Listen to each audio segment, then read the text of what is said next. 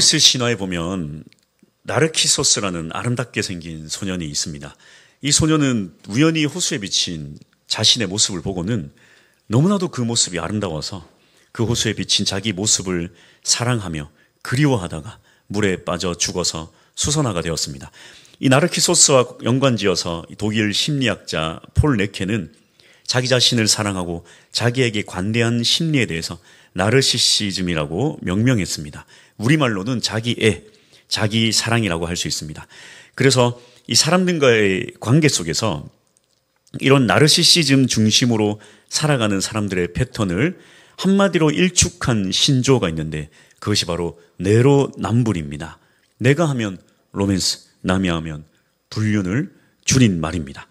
이 말은 최근에 나온 신조어 같지만 이미 1983년도에 신문에도 기재될 만큼 아주 역사가 깊은 줄임말의 대명사입니다. 그리고 참 함부로 쓰기 쉬운 말은 아니지만 또 요즘 이 말처럼 이 말을 대체해서 쓸 말이 없을 정도로 아주 자주 사용되는 말인데요. 이 내로남불의 주요 사례를 몇 가지 소개하자면 첫째, 내가 애인이 아닌 이성 친구와 단둘이 만나면 우정이고 내 애인이 이성 친구를 만나면 바람이다. 상대방이 약속에 늦는 건 게으른 것이고 내가 약속에 늦는 건 아주 중요하고 바쁜 일이 있었기 때문이다. 누군가 뒤에서 내 잘못을 이야기하면 뒷담하고 내가 누군가의 잘못을 이야기하면 걱정이다. 내가 이리저리 정신이 없는 것은 할 수 있는 게 많아서이고 남이 이리저리 정신이 없는 것은 줏대가 없는 것이다. 세상 모든 사람들은 내로남불하지만 나는 절대 내로남불하지 않는다. 이러한 내로남불은 사실 세상을 병들게 하고 또 공동체를 병들게 합니다. 그래서 비단 세상뿐만 아니라 이 내로남불식의 신앙은 교회도 병들게 하고 또 개인의 신앙도 병들게 합니다. 왜 그렇습니까? 남이 문제고 남이 죄인이고 남 때문이고 남 탓으로 일관하기 때문입니다. 그래서 성도의 신앙도 교회도 이 내로남불식의 신앙 때문에 아주 몸살을 앓고 있어요. 에스라 시대의 유대인들도 마찬가지예요. 이들이 아주 심각한 병에 걸렸습니다. 뭡니까? 바로 이 내로남불식의 신앙을 가졌기 때문입니다. 그래서 이 오늘 말씀을 통해서 이 시대 교회가 회복될 수 있기를 원합니다. 그렇다면 이 에스라 시대 이 내로남불 신앙이 생긴 이유는 무엇일까요? 우리가 참 역사적 배경을 한번 살펴보기 원하는데요. 솔로몬 이후에 이스라엘은 우리나라와 마찬가지로 남과 북으로 나뉘었습니다. 그래서 남유다는 그래도 선한 왕이 한 8명 정도 있었지만 북이스라엘은 선한 왕이 단 한 명도 없었습니다. 그래서 이 북이스라엘은 죄악으로 물들고 결국에 아수르에 의해 멸망당하는데요. 이 아수르의 정책은 참으로 잔인했습니다.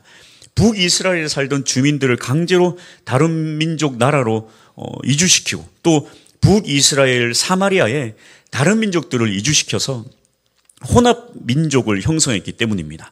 그래서 이 정책은 이 이스라엘이라는 하나님 나라의 정체성을 완전히 파괴시키고 북이스라엘의 10개 지파는 역사 속에서 사라져버렸습니다.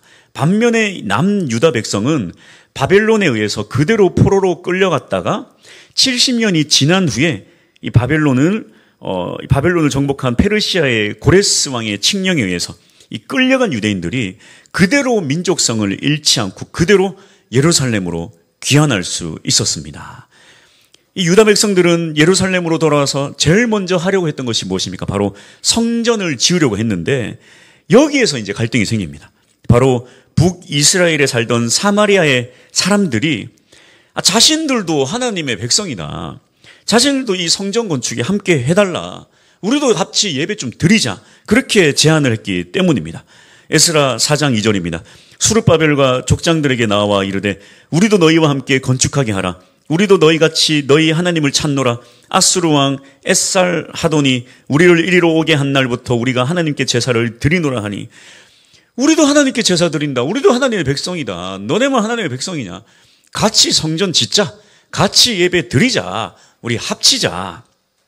그러나 이 유다 백성 입장에서 보니까, 아니, 그들의 모습을 보니까, 아니, 그들은 더 이상 이스라엘 민족이 아니에요. 하나님 나라의 백성도 아닙니다. 왜 그렇습니까? 이들을 가만 지켜보니까 이들이 하나님께만 제사를 지내는 게 아니에요. 열왕기하 17장 34절 말씀 보게 되면 이와 같이 그들이 여호와도 경외하고 또한 어디서부터 옮겨왔든지 그 민족의 풍속대로 자기의 신들도 섬겼더라. 아니, 세상에 그들의 믿음을 보니까 그들이 하나님께도 예배하고 또 자기가 섬기는 신에게도 예배하는 혼합주의 신앙을 가지고 있었던 것입니다. 그래서 저기 무슨 날입니까? 저 부처님 오신 날에는 절에 가서 절밥 먹고, 크리스마스 날은 교회 와서 교회밥 먹고, 아니 막 절에도 갔다가 교회도 왔다가 혼합주의 신앙을 가지고 있는 거예요. 부처님도 믿는다 그러고 예수님도 믿는다 그러고, 위험한 상황 생기면 하나님 부처님 뭐 알라신이시오 뭐 그러고 있는 거예요. 그래서 이 유다 지도자인 스룹바벨은 이들의 제안을 단칼에 거절합니다. 아니, 너희를 받아들일 수 없다. 우리는 하나님만을 예배하는데 너희 봐봐. 부처님도 믿고 예수님도 믿고 알라신도 믿고 이것저것 다 믿지 않냐. 우리는 너희와 함께 할 수 없다. 성전을 함께 건축할 수 없다. 이 말을 들으니까 이 사마리아인들이 화가 나가지고 이때부터 아주 집요하게 성전 건축을 방해하기 시작합니다. 에스라 4장 4절에서 6절인데요. 이로부터 그 땅 백성이 유다 백성의 손을 약하게 하여 그 건축을 방해하되 바사왕 고레스의 시대부터 바사왕 다리오가 즉위할 때까지 관리들에게 뇌물을 주어 그 계획을 막았으며 또 아수에로가 즉위할 때에 그들이 글을 올려 유다와 예루살렘 주민을 고발하니라. 결국에 이 사마리아인들의 집요한 방해로 인해 성전 공사는 16년 동안이나 중단이 되었고, 신약에 와서까지 유대인들이 이 사마리아인들을 미워하고 개보다 못한 민족으로 여기게 된 것이 바로 이때부터 악감정이 쌓였기 때문입니다. 문제는 여기서부터 출발해요. 그래요, 사마리아인들이 혼합신앙을 가졌죠. 문제가 많습니다. 근데 문제는 뭡니까? 유다 백성도 마찬가지라는 얘기예요. 유다 백성도 마찬가지입니다. 이 두 번째 볼 것은 유다 백성의 내로남불일 신앙인데요. 에스라서의 주인공은 당연히 에스라가 아니겠습니까? 그런데 이상하리라 많지 에스라서에는 에스라가 등장을 하지 않습니다. 사마리아인들의 방해에도 20년에 걸쳐서 겨우겨우 성전을 완공했는데, 아니 성전이 완공된 지 58년이나 지나서야 7장에서야 겨우 에스라가 등장을 합니다. 10장밖에 없는 에스라서에서 7장이 돼서야 에스라가 등장을 해요. 가만 보면 에스라는 성전 완공에 아무런 공이 없는 사람입니다. 그리고 에스라서에서 에스라가 별로 등장도 안 해요. 그럼에도 불구하고 이 에스라가 중요한 이유는 무엇일까요? 여러분, 이 성전 건축을 하면서 유다 백성들이 사마리아인들을 배제한 이유가 뭐라고 했습니까? 그들의 혼합신앙 때문이 아닙니까?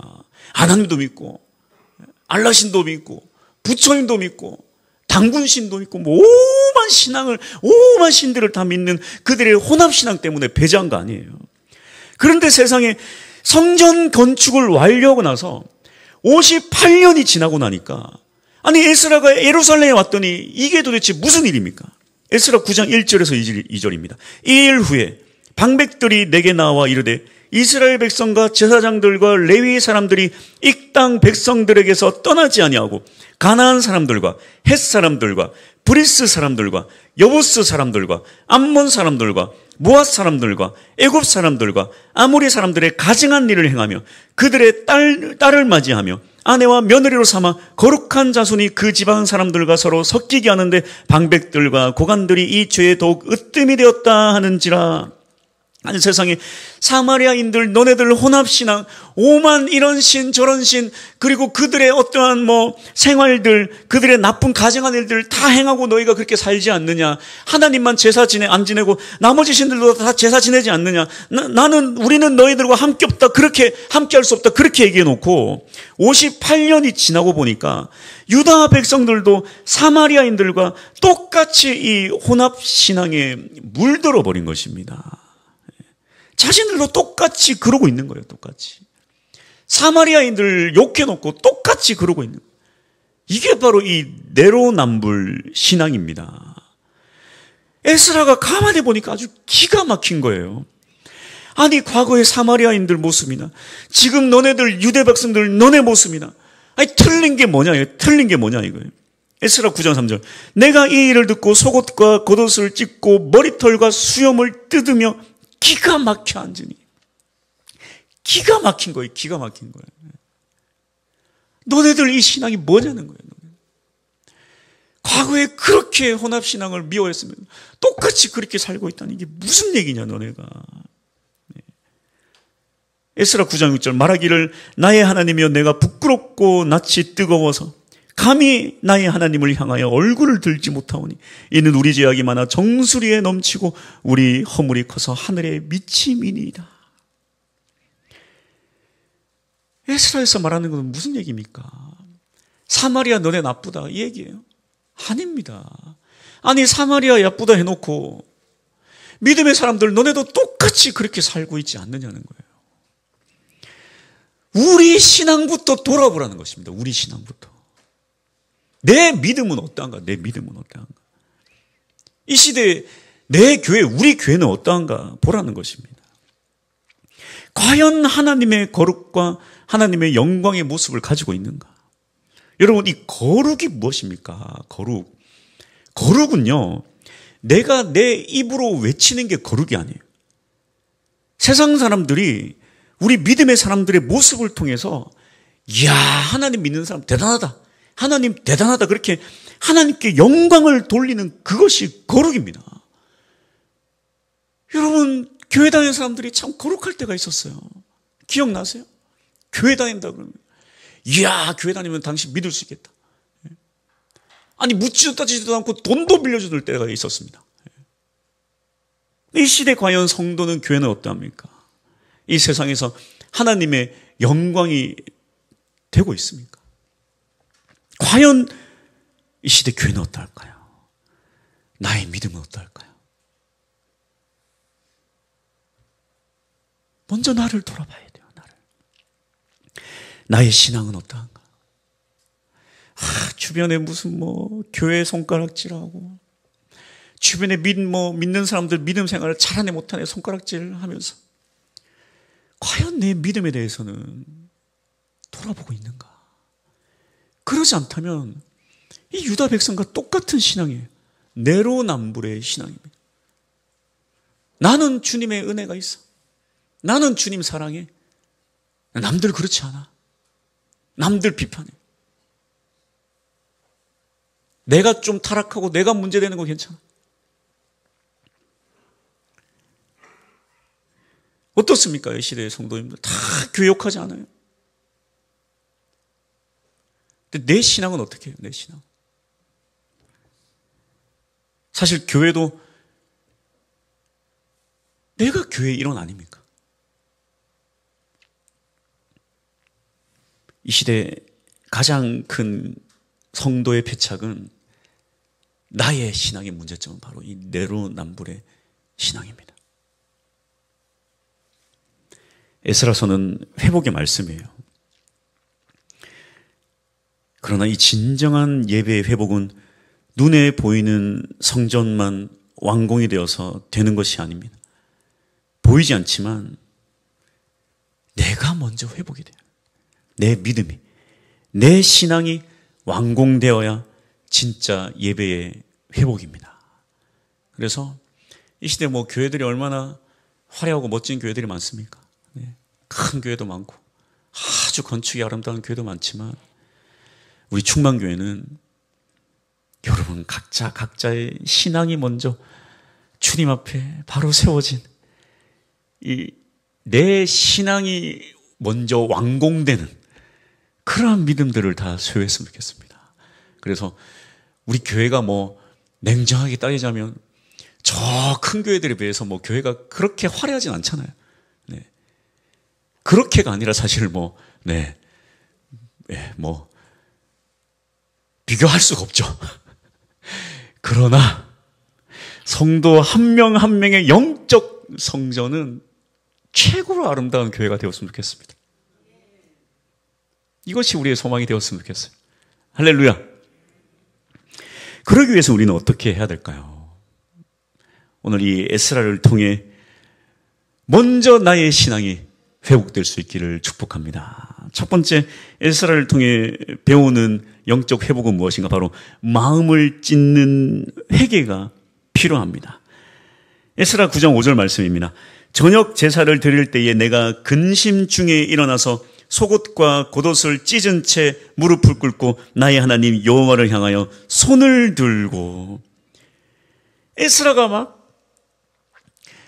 아니 사마리아인들 문제가 아니라 유다 백성이 세상에 이렇게 믿음이 묻어졌네. 이렇게 믿음이 묻어졌네.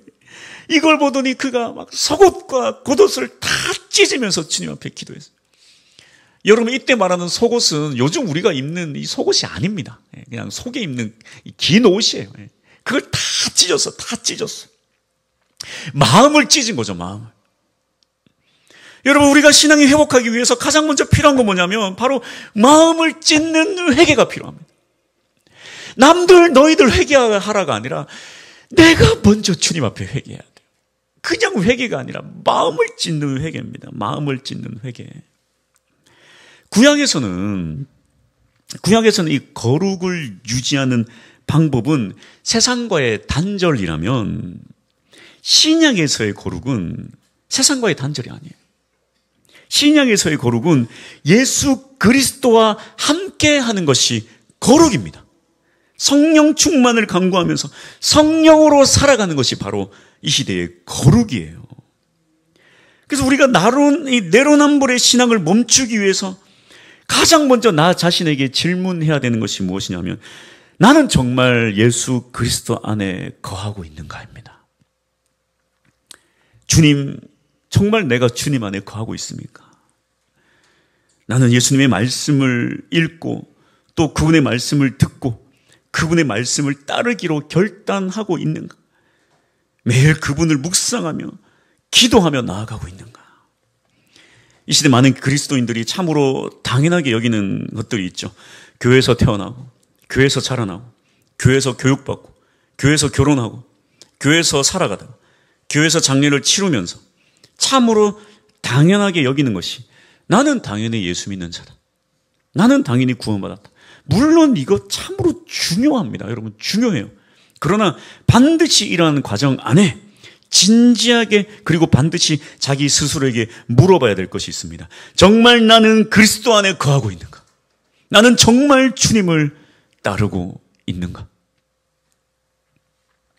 주님을 따르지 않는 신앙은 여러분 반드시 기억하십시오. 우리가 주님을 따르지 않는다면 주님은 우리를 거절합니다. 마태복음 7장 23절 그때에 내가 그들에게 밝히 말하되 내가 너희를 도무지 알지 못하니 불법을 행하는 자들아 내게서 떠나가라 하리라. 참으로 무서운 말씀이에요. 제가 목사로서 죽도록 두려운 것이 바로 이것입니다. 이렇게 매주 설교해요. 근데 여러분이 주님으로부터 거절당하는 거예요. 지옥에 가 있는 거예요. 설교가 무슨 소용이 있겠습니까? 예배가 무슨 소용이 있어요? 저와 여러분이 예수 그리스도 안에 없다면 이게 다 무슨 소용입니까? 내 만족으로 그저 주님 앞에 위로받고 은혜만 받으면서 살아가기를 원한다면 여러분이 철저하게 예수 그리스도를 따르지 않는데 무슨 소용이 있냔 말이에요. 참으로 더럽습니다. 간절하게 여러분께 말씀드려요. 주님을 따라야 됩니다. 주님 안에 거하셔야 돼요. 여러분 생각대로 사는 거 그거 믿음 아닙니다. 여러분의 모든 결정에 예수 그리스도 하나님의 말씀이 중심이 되어 있지 않다면 그건 주님 안에 거하는 게 아니에요. 예수 믿는다라는 것은 여러분의 모든 결정에 하나님의 말씀이 지배하고 있어야 된다는 뜻입니다. 내가 아내랑 결혼해가지고 아내랑 살면서 아니, 옆집 마누라, 옆집 저기 다른 사람 마누라 말 듣고 살면 그게 무슨 남편입니까? 예? 남편도 아니죠. 예? 결혼은 왜 했어, 결혼은? 내가 하나님을 믿는다면서 그분의 말씀을 따르지 않는다면 주님이 그러시는 거예요. 내가 너 무슨 상관이 있느냐?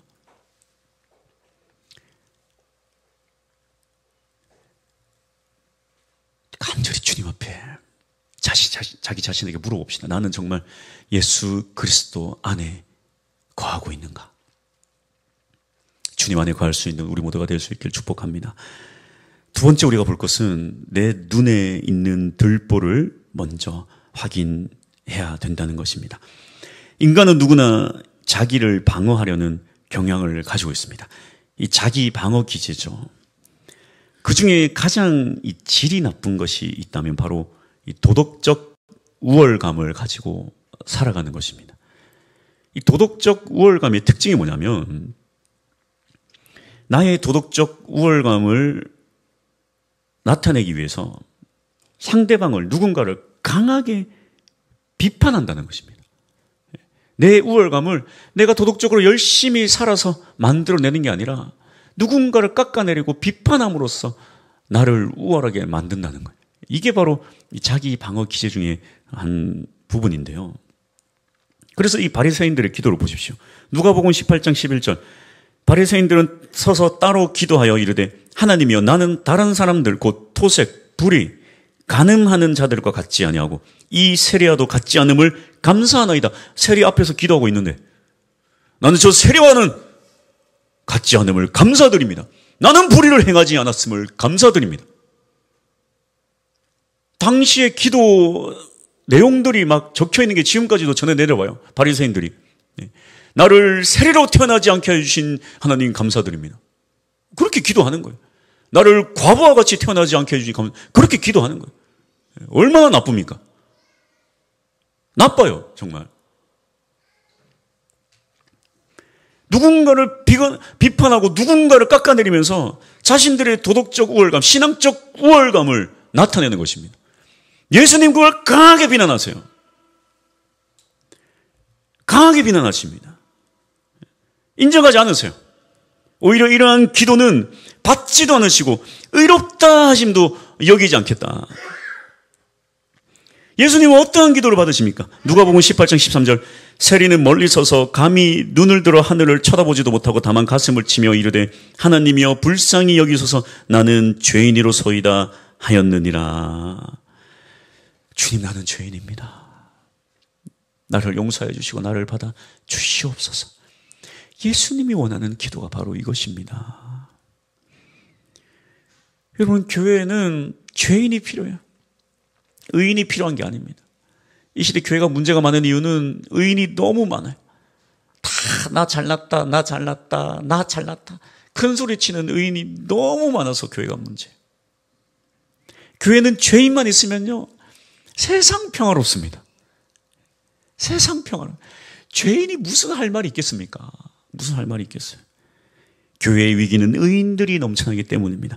예수님 말씀하십니다. 누가복음 18장 14절 내가 너희에게 이르노니 이에 저 바리새인이 아니고 이 사람이 의롭다 하심을 받고 그의 집으로 내려갔느니라. 무릇 자기를 높이는 자는 낮아지고 자기를 낮추는 자는 높아지리라 하시니라.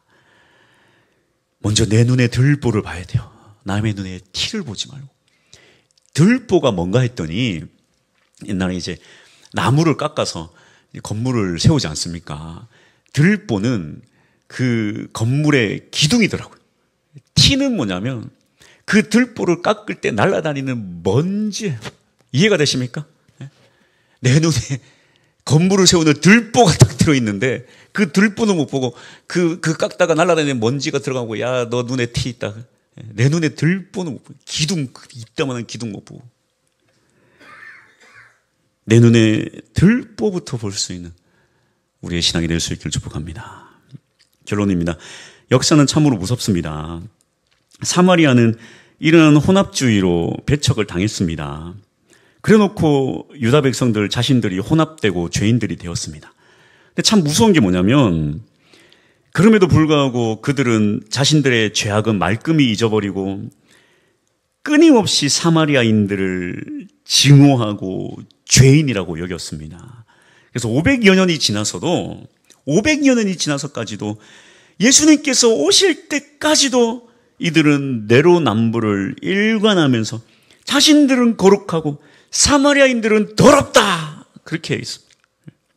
요한복음 4장 19절에서 20절 보십시오. 여자가 이르되 주여 내가 보니 선지자로소이다. 우리 조상들은 이 산에서 예배하였는데 당신들은 유대인들의 말은 예배할 곳이 예루살렘에 있다 하더이다. 유대인들의 말은 너네 예배는 싹 다 거짓말이다. 잘못됐다. 너네 사마리아인들은 예배 드릴 수 없다. 너네들은 버림받은 민족이다. 주님, 저는 예배하고 싶습니다. 그런데 당신들 유대인들이 우리의 예배는 다 거짓이라고 합니다. 주님, 예배드리게 해주세요. 하나님이신 예수 그리스도께서 사마리아에 직접 찾아가셨어요. 그리고 그들을 그 예배를 회복시켜 주셨습니다. 요한복음 4장 23절에서 24절. 아버지께 참되게 예배하는 자들은 영과 진리로 예배할 때가 오나니 곧 이때라. 아버지께서는 자기에게 이렇게 예배하는 자들을 찾으시느니라. 하나님은 영이시니 예배하는 자가 영과 진리로 예배할지니라. 사마리아인들에게 예배를 회복시켜 주신 거예요. 이것은 오랜 기간 부정당했던 그들의 정체성을 하나님 나라 백성임을 회복시켜 주시는 것입니다. 하나님이신 예수님께서 직접 가셔서 그들을 회복시켜 주신 거예요. 600년 전부터 아주 대적자들이라 불리던 자들이었지만 성전 건축에서도 제외되고 더러운 민족이라 불렸던 자들이었지만 예수님께서 직접 찾아가셔서 무너진 사마리아를 다시 회복시켜 주셨습니다. 할렐루야. 이 시대 교회의 위기는 죄인들이 많아서가 아니라 의인들이 넘쳐나기 때문입니다. 저도 마찬가지예요. 저도 참 스스로 의인화할 때가 참 많아요. 오늘 말씀을 붙잡고 저도 참 회개를 많이 했습니다. 주님, 스스로 의로워지지 않기 원합니다. 그보다 내가 더 해야 될 것이 있다면 주님을 향한 묵상과 기도와 주님을 향한 갈급함이 넘치게 하여 주시옵소서. 이 시대 우리에게 필요한 것이 바로 이것입니다. 교회의 위기는, 성도의 위기는 주님을 향한 묵상도 없고 기도도 없고 오직 자신의 의로움과 자기 사랑만 있기 때문입니다. 그래서 성도도 병들고 교회도 병들었어요. 참으로 마음이 아플 때가 많습니다. 이 시대 교회를 볼 때 우리 모두가 에스라와 같은 옷을 찢으며 마음을 찢으며 기도할 수 있는 우리 모두가 될 수 있기를 축복합니다. 교회가 왜 이렇게 되었는가? 여러분 한 번씩 다 말해봤을 거예요. 교회가 썩었다. 교회가 문제가 많다. 교회 사람들 다 예전 같지 않다. 그런데 그 손가락질했던 교회 안의 주인공들이 누군지 아세요? 생각해보면 나는 제외하고 다 손가락질했지만 사실 교회의 주인은 바로 나예요. 나. 내가 나한테 손가락질했던 거예요.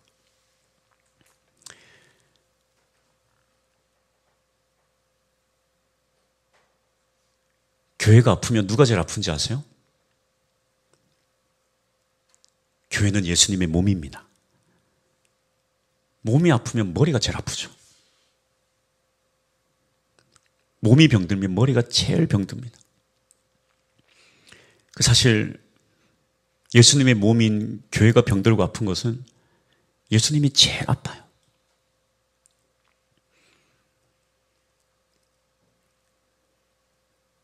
그리고 교회가 병들었다는 것은 다른 사람이 병든 게 아니라 사실 내가 병든 겁니다. 마음을 찢으며 기도했으면 좋겠어요. 그리고 여러분 자신을 돌아봤으면 좋겠습니다. 나는 정말 예수 믿는 사람인가? 나는 정말 예수 믿는 사람인가? 그렇게 주님 앞에 나아가면 주님께서 가장 먼저 주님의 몸인 이 교회를 치료해 주실 것입니다. 뿐만 아니라 이 교회를 형성하고 있는 성도들을 주님께서 치료해 주실 거예요. 더 나아가 우리의 아픈 마음도 치료해 주실 것이고 우리의 아픈 몸도 치료해 주실 것입니다. 주님은 회복을 위해 이 땅에 오셨으니까요. 한 주간 이 말씀을 묵상하면서 그런 생각을 했습니다. 주님, 교회를 치료해 주십시오. 근데 그 화살이 저한테 왔어요. 주님, 나를 치료해 주십시오. 그렇게 기도하다 보니 우리 성도님들의 상황들이 눈에 보이더라고요. 제가 이렇게 한 성도님 가정을 방문을 했는데 나이들이 다 드셨는데 몸이 너무 아파요. 잘 걸으셨는데 걷지도 못해요. 몸이 아프니까 신앙생활 제대로 할 수 있겠습니까? 그래서 간절함이 참 한 주간 있었던 그런 오늘입니다. 주님께서 우리의 모든 것을 다 치료해 주실 것입니다. 먼저는 이 땅의 교회들을 위해 기도해 주십시오. 어떻게든 내가 아닌 남을 헛들고 싸우고 멱살 붙잡고 난리를 치는 것이 아니라 성경에서 끊임없이 이야기하는 게 뭡니까? 내가 먼저 주님 앞에, 하나님 앞에 거룩하게 나아가고 있는가? 여러분, 교회 욕하지 마세요. 내가 주님 앞에 나아가십시오. 그렇게 교회를 회복해 주시면요, 교회뿐만 아니라 여러분 각자 가정과 여러분의 삶을 다 회복해 주신다니까요. 주님 그거 못하시겠습니까? 오늘 이 찬양 부르면서 우리가 주님 앞에 나아갔으면 좋겠습니다.